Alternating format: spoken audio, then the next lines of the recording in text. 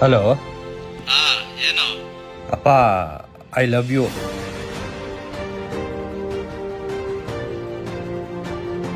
ಅಪ್ಪ ಕೇಳಿಸ್ತಾ? ಏನಾದ್ರೂ ಪ್ರಾಬ್ಲಮ್ ಏನೋ? ನೋಡಿದ್ರ, ಅದೇ ಅಪ್ಪ.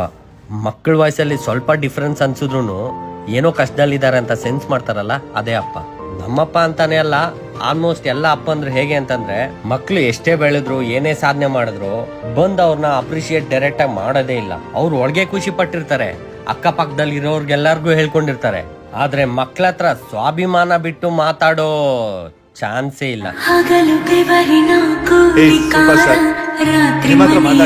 ಚೌಕಿದಾರ ಎಲ್ಲ ಕೊಡಿಸುವ ಸಾಹುಕಾರ ಗದರು. Thank you bro.